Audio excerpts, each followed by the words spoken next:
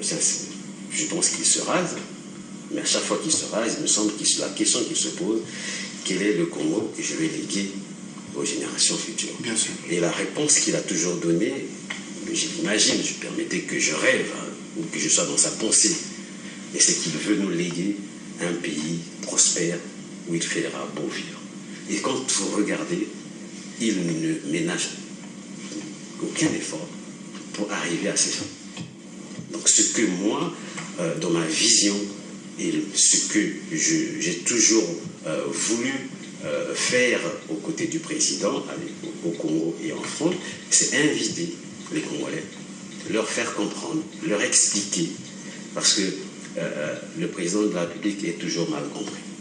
Quand il fait une déclaration, cette déclaration est parasitée. Vous vous souvenez, en 2004, le discours du 31 décembre 2004, il demandait, il interpellait la classe politique, alors le mot est très fort, à l'assainissement du champ politique. L'assainissement du champ politique. Vous pouvez imaginer un président de la République demander l'assainissement du champ politique. Quand on demande à assainir, c'est qu'il y a des immondices, c'est que c'est pas beau, c'est pas propre. Et aujourd'hui, il invite la classe politique à la victoire du Congo et de sa démocratie. Est-ce que nous suivons? Je ne pense pas. Puisqu'aujourd'hui, nous avons une opportunité de montrer à l'Afrique et au monde que nous pouvons passer d'une république à une autre dans la paix et l'unité des filles et fils de ce pays. Non, le débat est en train d'être récupéré, est en train d'être une fois de plus, comme à la conférence nationale, comme en 92, ramené à la seule personne de Sassou. Non, nous devons nous servir de cet homme d'envergure qui a une certaine influence. Vous savez, aujourd'hui, le monde bouge. La géostratégie internationale fait que quand vous êtes petit, on vous écrase. Quand un État est petit, on vous écrase, on vous efface. Vous n'existerez plus. Mais quand vous avez une personne d'envergure à la tête de votre pays, le pays, quand vous le voyez, vous allez un peu partout dans le monde, la place qu'occupe le Congo aujourd'hui, en Afrique, dans le monde, dans les institutions internationales. Vous vous rendez compte? Donc aujourd'hui, il faudrait que le peuple congolais comprenne et ne pense pas qu'il s'agit de la carrière de Denis Sassou Nguesso. Il n'a plus de carrière à jouer. Le président Sassou Nguesso nous a prouvé, nous a démontré quelle était sa pensée, quel était son projet pour ce pays.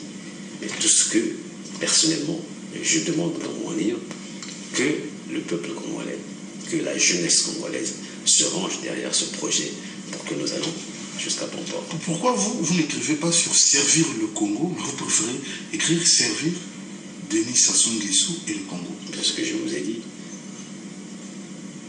je veux servir mon pays, mais c'est en politique et l'engagement politique. Mais Denis Sassou Nguesso, c'est un homme. Tout à fait. Il passera. Tout à fait. Donc, après Denis Sassou Nguesso, cet ouvrage n'aura plus de valeur. Vous savez que De Gaulle était passé. Oui. Lénine était passé. Le gaullisme, vous savez qu'il en savait quelque chose. Bien sûr. Et voilà. Vous pensez que Denis Sassou Nguesso va passer? Les idées de Denis Sassou Nguesso vont passer. Vous voulez comme ça incinérer l'homme et les idées et tout ce qu'il a établi, tout ce qu'il a construit.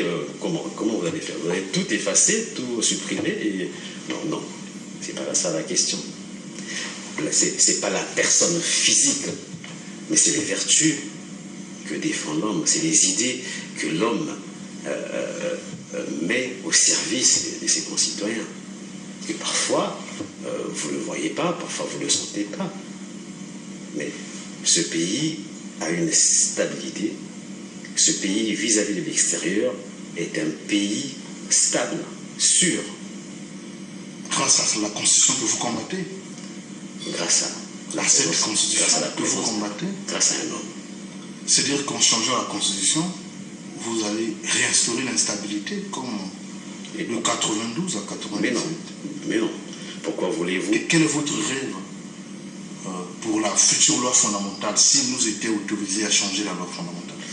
C'est d'élaborer effectivement un cadre constitutionnel où le peuple congolais, où se reconnaîtraient.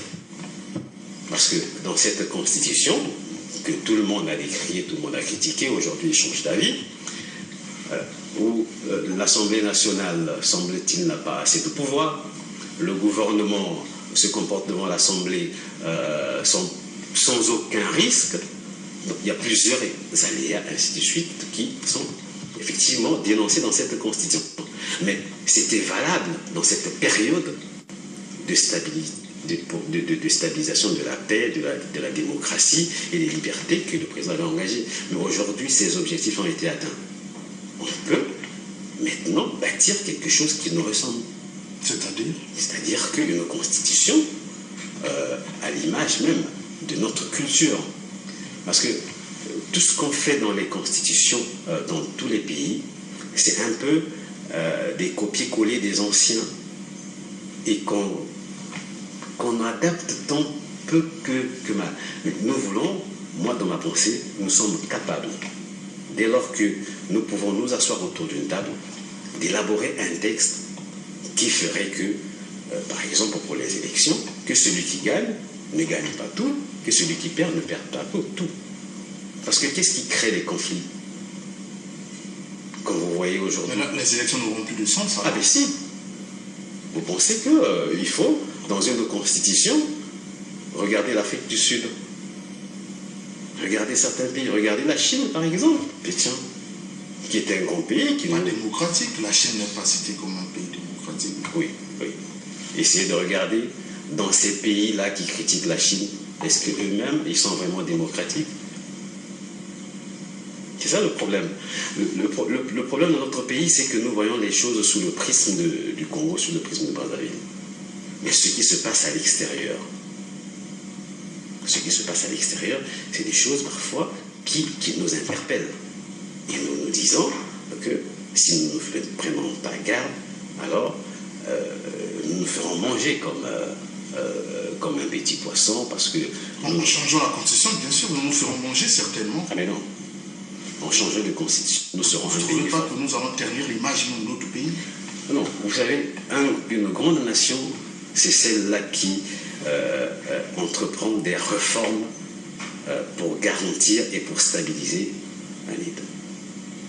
Un grand chef, c'est celui qui, disons, met en œuvre des projets pour consolider ce qui a été acquis. Vous savez que même en France, il y a toujours, à chaque pouvoir, il y a toujours une modification de la Constitution. Justement, ce que je vais parler, ce n'est pas de modification, vous parlez de changement. C'est là où ceux qui s'opposent à cette idée vous prennent pour des extraterrestres. On ne devrait pas changer la Constitution, mais on devrait la modifier pour l'évolution politique de notre pays. Pourquoi tenez-vous à tout prix au changement de la Constitution? Ça, c'est le fanatisme aveugle que vous exprimez. Non, si je tiens au changement, c'est pour passer à une autre étape de la Constitution de notre pays. Il faut passer à autre chose. Nous avons certains acquis, il faut passer à l'élaboration de quelque chose de neuf. Vous savez, on dit souvent que pour bâtir quelque chose de nouveau, il faut parfois détruire l'ancien. Il faut parfois l'inventer quand on veut bâtir un monde nouveau. Pourquoi nous, Congolais, allons-nous nous priver de bâtir quelque chose de nouveau? Pourquoi? Nous en avons les moyens, nous en avons les cadres qui peuvent réfléchir autour de cette question. Dès lors que ce soit à l'opposition, que ce soit dans la majorité, aujourd'hui le débat devient politicien, mais hier, tout le monde s'accordait à dire que cette constitution n'était pas la bonne. Et bien je l'ai rejoint, et je l'ai même dit depuis 2009. C'est pour cela. Monsieur Piquen, ceux qui nous suivent en ce moment, il y a un internaute, plusieurs internautes qui sont en train de m'écrire au fur et à mesure. Par exemple, M. Jean-Blaise Mokono qui dit: bonsoir Boris, ton invité est un opportuniste. Il raconte de n'importe quoi, il cherche un poste. Il n'est pas congolais, il n'aime pas ce pays. Ce genre de personnes incite à la guerre tribale. Moi, j'appelle à l'unité.